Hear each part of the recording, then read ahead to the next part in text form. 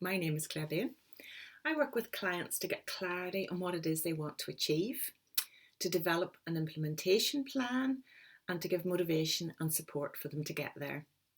Today I'm going to share with you some reflections on where we are and offer something that will hopefully help.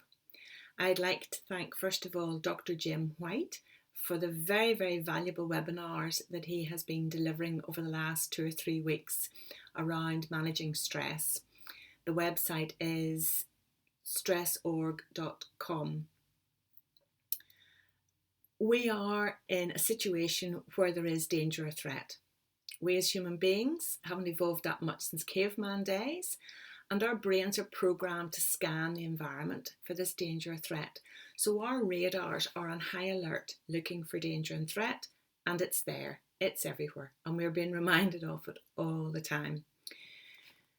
Adrenaline is then put into our system when there is danger or threat, and this adrenaline is good because it's there to protect us. However, what happens is the adrenaline then causes a level of stress, and a stress voice, which is a wee bit like a gremlin that sits on our shoulder, is starting to say, be careful, be afraid, that could be something dangerous, what if this happens, what if that happens? As that stress voice gets louder, our common sense voice then diminishes and we can't hear our common sense voice. The stress voice, which gets louder, also then puts the blinkers on because we're so focused on protecting ourselves. And what these blinkers do is they drown out the common sense voice. So we then can't see, well, hold on, let's look at the bigger picture here.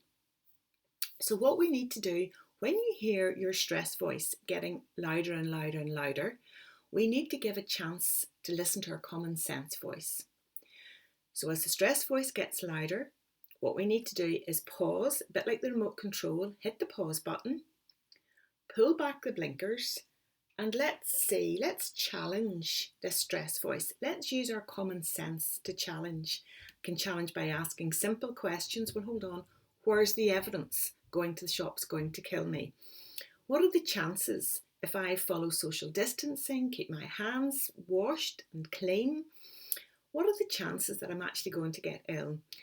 So it's important to stay pragmatic, and it's important to use your common sense voice, because your stress voice can get so loud that we just lose our common sense.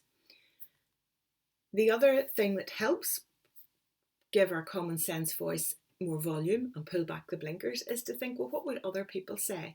So if you're in a situation where your stress is starting to get high, the person we listen to most is ourselves. So stop, pull back the blinkers, and think about somebody who you would look up to. What would they say? What advice would they give? What advice would you give to your best friend? We actually listen to ourselves most, so it's very important that we're giving ourselves the right messages.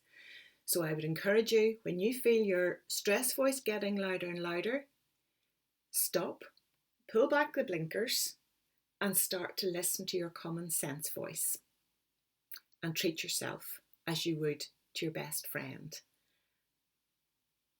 Thank you.